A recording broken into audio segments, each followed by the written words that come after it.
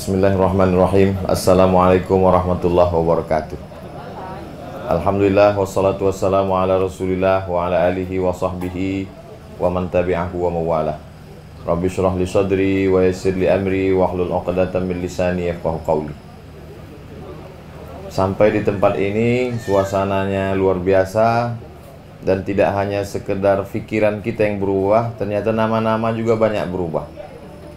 Jadi Mas Rizal Armageddon menjadi, tak boleh saya sebut nama Mas Ipu, tak kita robah, nanti jadi iklan gratis untuk satu produk. Sahibul Bait, Sahibul Hajat, guru kita Al-Mukarram Ustadz Ahmad Ridwan, sahabat-sahabat musyawarah, insya Allah semuanya dimuliakan Allah Subhanahu wa Ta'ala. Amin ya Rabbal Alamin. Ketika Nabi Muhammad SAW hadir di kota Makkah Al-Mukarramah, maka sesungguhnya beliau menyatukan beberapa orang yang berbeda.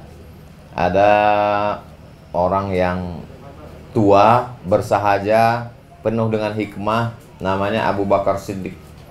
Memang dia dari awal dikenal sebagai orang baik, tapi kebaikannya hanya untuk pribadinya saja, diri sendiri saja. Kemudian ada seorang anak muda yang gagah perkasa, juara gulat, bertahan setiap tahun, disegani, ditakuti orang, orangnya keras, bernama Umar bin Khattab. Lalu kemudian ada satu lagi seorang yang entrepreneur kaya raya, namanya Utsman bin Affan. Mereka adalah orang-orang baik, tapi secara individual, bukan baik secara sosial. Lalu datanglah Nabi Muhammad SAW menyatukan orang-orang baik ini. Inilah yang dikenal dengan sebuah komunitas. Maka hari ini musyawarah menyatukan orang-orang baik yang selama ini secara personal pribadi dia memang sudah baik. Tapi kemudian kebaikan-kebaikan ini kalau dipertemukan energinya menjadi kuat. Ini pesan pertama yang ingin disampaikan dengan kedatangan Nabi Muhammad SAW. Jadi kalau sampai hari ini ada orang yang berpikir cukup saya sudah sholat, saya sudah bertauhid la ilaha illallah, saya tidak lagi pakai dukun, saya tidak lagi pakai tuyul, saya tidak lagi pakai jimat, saya sudah baik, sudah umroh, tapi hanya pribadi, berarti dia belum lagi sebagai umat Nabi Muhammad SAW. Karena ciri umat Nabi Muhammad adalah berjamaah. Makanya kata Nabi, alaikum bil jamaah, hendaklah kamu berjamaah. Jamaahnya macam-macam namanya. Kebetulan sekarang saya sedang berada di tengah komunitas jamaah musyawarah yang terdiri dari berbagai macam person, orang dengan background latar belakang kehidupan masing-masing, lalu kemudian disatukan dengan segala macam perbedaannya. Suami istri saja pun dengan segala macam perbedaan, sama-sama telur ayam tetap ada perbedaan. Yang satu mata sapi, yang satu telur dadar. Sama-sama daging sapi tetap ada perbedaan. Yang satu di soto, yang satu di rendang. Maka sesungguhnya kita tidak bisa menyatukan selera kita. Yang bisa adalah mengalahkan selera kita untuk hari ini, besok orang lain yang mengalah. Sejauh mana kita bisa mengalah, disitulah kita akan bisa bersama dalam sebuah komunitas. Nabi Musa alaihissalam, walaupun dia punya tongkat, kalau dipukulkan famfanjarat min husnata asyrata aina, memancar 12 mata air. Kalau dipukulkan ke Laut Merah, dia akan kataudil azim, akan muncul dua sisi seperti gunung bisa menyeberang. Tapi sesungguhnya dia tidaklah orang yang individual. Dia tetap bersama. Saat dia berdakwah, apa kata dia? Rabbi syrah li sadri, mudahkan, lapangkan dadaku. Wa yassir li amri, mudahkan urusanku. Wahlul 'uqdatam min lisani, lancarkan bicaraku. Yafqahu qawli, supaya orang mengerti apa yang aku ucapkan. Waj'al li waziran min ahli, jadikanlah salah satu dari saudaraku menjadi penolongku, Harun akhi. Ada seorang bernama Harun alaihissalam. Sehebat itu Musa alaihissalam tetap berkomunitas bersama Harun. Lalu kemudian ketika dia sampai di suatu tempat di dataran Sinai, meninggal dunia Nabi Musa alaihissalam, perjuangan itu dilanjutkan oleh muridnya bernama Yusha bin Nun. Dalam literatur barat disebut dengan Joshua, dalam huruf Arab disebut dengan Yusha bin Nun. Nabi Isa alaihissalam, yubri'ul akmaha wal abrasa, menyembuhkan orang yang lumpuh, orang yang kena penyakit supak yang kulitnya berbelang-belang, orang yang terkena penyakit kusta, wa yuhyil mauta, menghidupkan orang mati biiznillah, dengan izin Allah. Tapi ketika dia membawa ajaran Islam, nabi-nabi itu agamanya Islam. Nabi Ibrahim Islam, makana Ibrahimu Yahudiyan wala Nasraniyan. Nabi Ibrahim bukan Yahudi, Nabi Ibrahim bukan Nasrani, walakin kana hanifan, tapi dia adalah seorang yang hanif, condong kepada kebenaran, musliman, dan dia seorang muslim. Ratu Bilqis Islam. Ratu Bilqis berkata, aslamtu ma'a Sulaiman, aku Islam bersama Sulaiman. Jadi agama nabi-nabi adalah Islam. Maka kata Allah ketika datang Nabi Muhammad SAW, al-yauma akmaltu lakum dinakum, hari ini kusempurnakan nikmatku, wa atmamtu alaikum nikmati, aku sempurnakan nikmat mata, nikmat telinga, nikmat nafas, nikmat udara, nikmat jantung sudah kusempurnakan. Wa raditu lakumul Islam, aku ridai Islam sebagai agamamu. Maka ketika Allah mengatakan aku ridha, kita balas subuh tadi kita katakan raditu billahi rabba, karena Allah sudah mengatakan aku ridha Islam sebagai agamamu dan kamu sebagai seorang muslim. Maka kita balas ridha Allah itu dengan mengucapkan habis sholat subuh, raditu billahi rabba wa bil islami dina wa bi Muhammadin nabiyan wa rasula. Aku ridha menerima janjimu ya Allah. Aku ridha. Ridha artinya menerima, pelong. Ridha dalam bahasa Arab, dotnya dirubah jadi L, rela. Kerelaan, kelapangan dada menerima Islam. Nabi Isa alaihissalam bisa menghidupkan orang mati dengan izin Allah, menyembuhkan orang lumpuh dengan izin Allah, menyembuhkan orang kena penyakit kusta dengan izin Allah. Tapi dia bukan orang yang individual. Apa kata dia? Idz qala Isa bin Maryam lil hawariyin. Ingatlah ketika Isa anak Maryam berkata kepada hawariyin, murid-muridnya itu disebut dengan hawariyin. Apa kata dia? Man ansari ilallah, siapa yang menolong aku menegakkan agama Allah? Qala al hawariyun, hawariyun menjawab, nahnu ansarullah, kami yang ikut bersama engkau menolong agama Allah subhanahu wa ta'ala. Musa tidak berjalan sendirian, bukan makhluk individual, tapi dia sosial. Isa tidak berjalan sendirian, bukan makhluk individual, tapi dia sosial. Bagaimana dengan penutup para nabi dan rasul Nabi Muhammad SAW? Seandainya Nabi tidak ditemani Abu Bakar, Umar, Utsman, Ali, Tolhah, Zubair, Aisyah, Khadijah, Fatimah, selesai masalah. Tapi dia ingin menunjukkan bahwa Nabi makhluk sosial. Maka kata Allah Subhanahu wa taala, as-sabiquna al-awwalun, mereka yang dulu masuk Islam, minal muhajirin, dari kalangan muhajirin yang pindah dari kota Makkah ke Madinah, wal ansar, orang Madinah yang menolong Nabi SAW. Mereka itu kata Allah, as-sabiquna al-awwalun minal muhajirin wal ansar, ulaika, mereka itu radhiyallahu anhum, diridai Allah Subhanahu wa taala. Allah ridha kepada mereka karena mereka makhluk yang bersosial. Seandainya tidak bersosial, Nabi tidak akan turun dari Gua Hira. Dia cukup di Gua Hira, Iqra bismi rabbikal ladzi khalaq, khalaqal insana min 'alaq, Iqra wa rabbukal akramul ladzi 'allama bil qalam, 'allamal insana ma lam ya'lam. Salat, zikir, puasa sunat, bertahanus sampai kematian datang. Tapi Nabi tidak demikian. Nabi tetap mengajarkan kita sebagai makhluk sosial.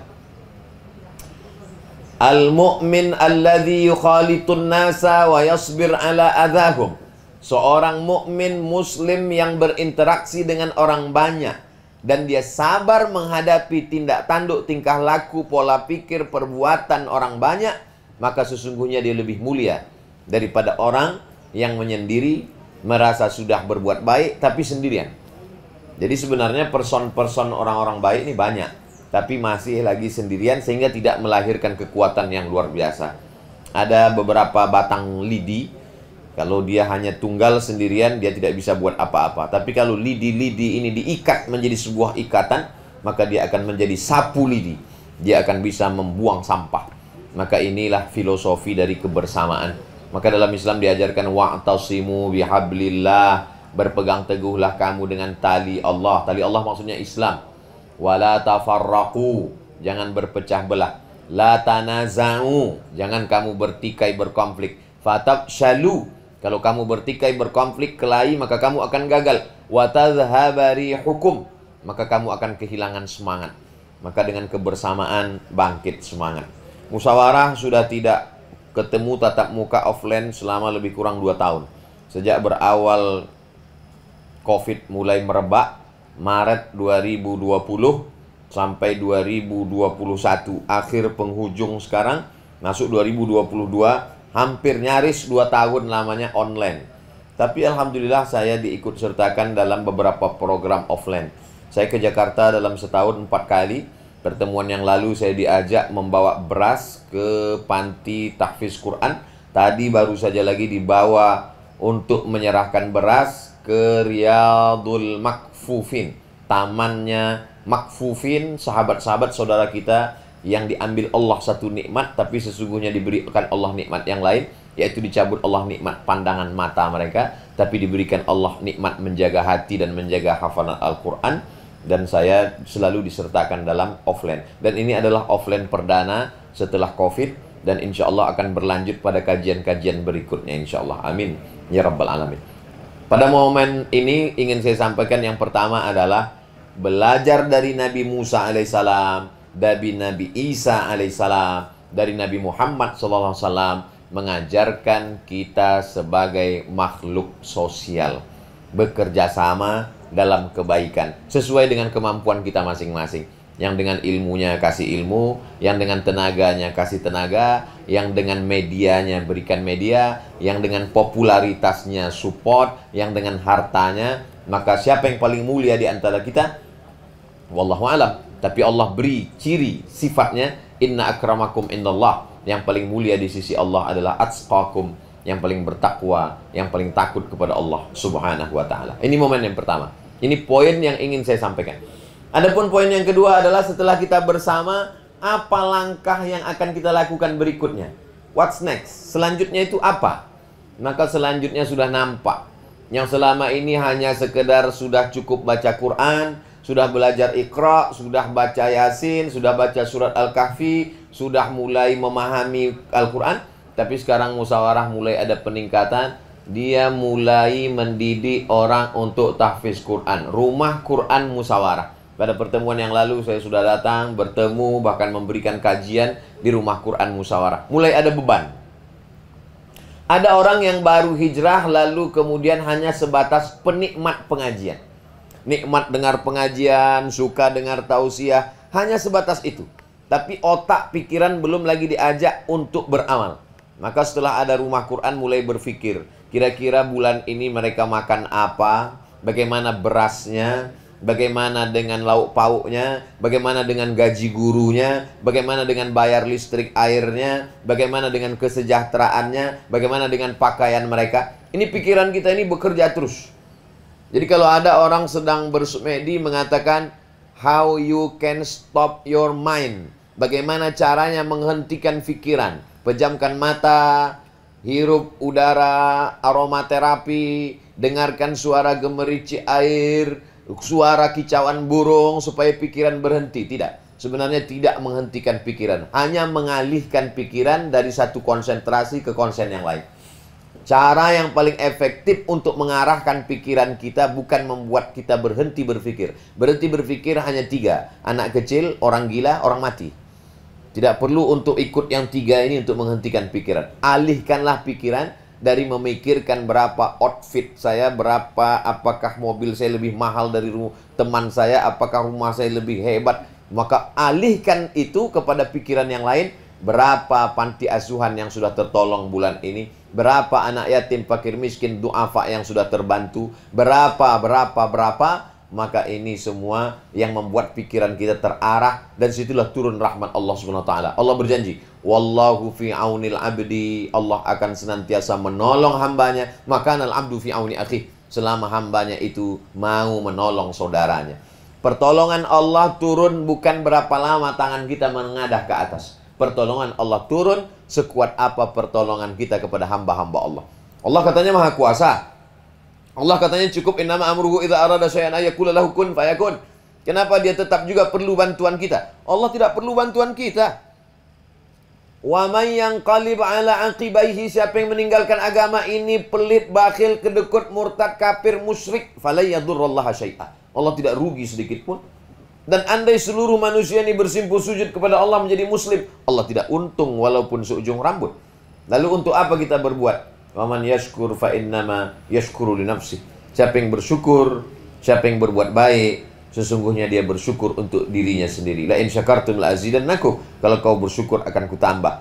Jadi pikiran kita ini mulai dari yang sebelumnya memikirkan dunia, setelah kita hijrah, setelah kita berkomunitas, kita tetap juga memikirkan itu, tapi yang kita pikirkan mulai dunia yang dipikirkan, tapi memberikan efek kepada akhirat. Ada sebagian orang berpikir, ya bagaimana nanti saya di alam kubur, bagaimana pertanyaan mungkar nakir, bagaimana titian siratal mustaqim, bagaimana ketika amal dihisab, bagaimana di surga. Dianggap berpikir tentang akhirat itu begitu. Betul, tak salah. Tapi yang saya maksud adalah kita berpikir bagaimana makan anak yatim, fakir, miskin, du'afa, makanan itu dunia. Bagaimana tempat tidurnya, dan ini tidak bisa lewat cerita. Jadi kalau hanya sekedar cerita, baru sebatas mendengar. Melihat beda. Melihat di YouTube, melihat di TV tidak sama dengan melihat langsung.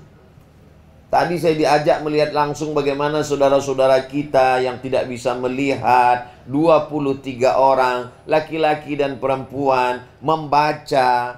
Setelah itu ketemu dengan bapak kepala sekolahnya tunanetra juga, pimpinan yayasannya tunanetra juga. Berfoto bersama, dipegangnya bahu saya, dibisikkannya telinga. Ternyata Ustadz kurus ya. Rupanya selama ini mereka mendengar suara, didengarnya suara saya besar, disangkanya orangnya besar juga. Ustadz mesti banyak makan Ustadz, biar terlihat lebih bahagia gitu.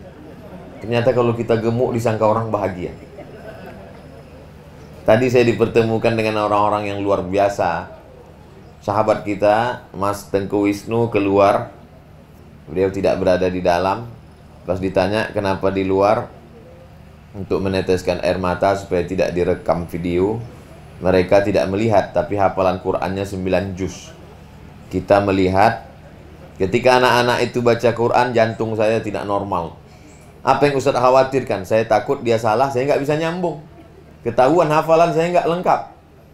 Mereka tidak melihat, tapi hafalan Qur'annya sempurna. Suaranya Masya Allah, Tabarakallah. Ternyata dibawa jalan-jalan oleh musyawarah untuk merontokkan keegoan, keangkuhan. Bagaimana perasaan Ustaz Somad berada di tengah saudara-saudara kita tadi? Seperti es batu yang dijemur di tengah panas, meleleh, hancur rasanya. Keangkuhan, keegoan, kesombongan, keakuan. Ananiyah, ana, saya, aku. Ketika melihat itu semua, mereka yang dicabut Allah satu nikmat pandangan, mereka masih bisa tersenyum. Mereka masih bisa tertawa, bercanda. Bagaimana dengan kita? Mas Rizal mengajak berdialog, bercerita. Mas Rizal menyebut itu tadi dark joke katanya. Kenapa dark joke? Pak Ade anak nomor berapa? Saya anak nomor yang kesekian, anak paling kecil, maka dipanggil Ade. Anak nomor 6. Adik-beradik, keluarga anak paling kecil. Mungkin karena paling kecil itu saya nggak dapat penglihatan gitu. Dia ketawa, dia tersenyum, tapi kami susah untuk tersenyum. Dia sedang mengatakan bahwa hidup ini dijalani begitu saja, normal-normal saja. Dibawa ke percetakan huruf braille, ditunjukkan ke saya, ini juz amma braille. Kita mungkin selama ini hanya melihat, mencoba, oh ternyata alifnya begini, ba-nya begini. Berapa harga mesinnya? Ini mesinnya sudah rusak Ustadz. Kadang-kadang huruf alif dicetaknya jadi lam. Ini perlu. Berapa harga mesin cetaknya? Sekitar 400 sekian juta. Berapa banyak orang-orang yang punya uang lebih, justru uang-uang itu dipergunakan untuk sesuatu yang mubazir, tak dapat. Sementara bagi mereka itu amat sangat bermanfaat. Mesin cetak itu mencetak juz amma, mencetak Al-Quran, mencetak tafsir, mencetak hadis, mencetak buku-buku Islam yang amat sangat bermanfaat. Amal jariah sampai kematian. Jadi nampaknya ada orang-orang yang hatinya tipis. Hatinya tipis, begitu mendengar ceramah sudah meneteskan air mata. Tapi ada orang yang detektor tebal, tertutup dengan debu. Ketika mendengar tidak lagi menyentuh, tapi dia mesti melihat langsung. Jadi saya menyarankan akan datang kalau ada pembagian beras, maka jangan lagi hanya 1, 2, 3 orang. Oke, sekarang karena COVID, karena protokol kesehatan tidak dibenarkan keramaian, kerumunan, tapi di masa akan datang, datanglah. Saya pribadi Abdul Somad, tidak lagi ada orang menasehati saya. Saya mau dengar khutbah Jumat, ternyata malah disuruh khotib Jumat. Mau mendengarkan pengajian Ramadan, malah disuruh kultum Ramadan. Sesuatu yang dapat meluluhkan perasaan, melembutkan hati bagi saya adalah masuk ke dalam hutan belantara, tausiah ke dalam pemukiman kumuh, menjenguk saudara-saudara kita di desa kampung terluar, terasing, terisolir. Terakhir saya masuk ke perkampungan, mesti menyeberang danau dan sungai Siak. Selebih kurang 1 jam baru sampai ke dalam. Ternyata mereka tidak lagi berada di zaman kita, tapi suasananya seperti di kampung tahun 70-an. Karena mereka terkepung di tengah hutan belantara yang ditetapkan oleh UNESCO sebagai cagar hutan biosfer, yaitu tempat perlindungan 700.000 hektar hutan gambut. Dan di sanalah tempatnya. Tiba-tiba saja yang dulu mereka berada di tepi sungai, sungai sebagai lalu lintas zaman saat itu, tempat hilir mudiknya perahu, dan sekarang beralih lalu lintas itu ke jalan raya, sehingga mereka terjebak menjadi sebuah kampung di tengah hutan belantara. Amat sangat tertinggal. Jadi melihat itu betapa Allah SWT menunjukkan ketidakberdayaan, kelemahan kita. Saya kalau terus-terusan ceramah di tengah komunitas, di Jakarta, di Bandung, di Surabaya, tablik akbar, ramai, penuh, merasa, oh sudah berhasil pengajian. Tapi kalau masuk ke dalam hutan, masuk ke panti asuhan, melihat sahabat-sahabat di panti tunanetra, di situ melemahkan, merasakan bahwa kita lemah dan tak ada apa-apanya. Betapa guru-guru di sana bisa mendidik orang yang tidak bisa melihat, bisa baca Quran. Hai Abdul Somad, engkau mendidik orang yang bisa melihat saja belum tentu bisa baca Quran. Mereka dengan segala keterbatasan mereka, fisiknya kurang, tapi dia bisa mendidik orang yang tidak dapat melihat menjadi baca Quran. Betapa menyadari diri, serba kekurangan, dan tidak ada apa-apa. Ini step berikutnya setelah berjamaah. Yang sudah puas dengan hijrahnya, dengan sholatnya, dengan zikirnya, jangan puas, karena belum berjamaah. Yang sudah berjamaah, jangan lagi puas, karena targetnya belum tercapai. Tahun ini berapa pesantren sekitar Jabodetabek yang sudah bisa dibebaskan makanannya? Tahun ini berapa anak yatim du'afa yang sudah tidak lagi perlu bayar uang sekolah? Nah, ini level kedua. Level ketiga adalah berlomba-lomba fastabiqul khairat, dalam kebaikan. Hanya saja mungkin ada yang diucapkan, ada yang diviralkan, ada yang sifatnya tiarap karena tidak ingin menjadi sasaran tembak. Kullun ya'mal ala syakilati. Semua berbuat dengan kemampuannya masing-masing. Siapa yang paling mulia di antara kita? Yang paling ikhlas, dan yang tahu keikhlasan itu hanya Allah Subhanahu wa taala. Malaikat pun tidak tahu siapa di antara kita yang ikhlas. Dalam kitab Ar-Risalah Al-Qushairiyah, malaikat itu kan dalam hadis dikatakan kalau ada orang berniat baik, catat 1. Tidak jadi dia lakukan kebaikan, tinggal 1. Kalau dia lakukan terus kebaikan, jadi 2. Kalau tidak jadi dia lakukan kejahatan, catat 1, karena dia berhasil tidak melakukan perbuatan jahat. Biasanya kalau host berdiri, waktu sudah habis. Betul? Betul, Guru. Masya Allah. Biar beri kesempatan buat sahabat soleh dan soleh untuk bertanya. Okay. Karena sebentar lagi juga akan kita azan untuk zuhur. Nah, masuk zuhur. Saya simpulkan yang tadi. Yang pertama, jangan jadi makhluk individual. Segeralah bersosial, tapi bukan menjadi sosialita. Sosialita syariah, oke, tak masalah. Sosialita halal. Setelah itu kemudian ukur diri dengan amal-amalan apa. Lalu kemudian setelah itu, siapa yang paling ikhlas, itulah yang paling mulia. Kira-kira itu kesimpulannya.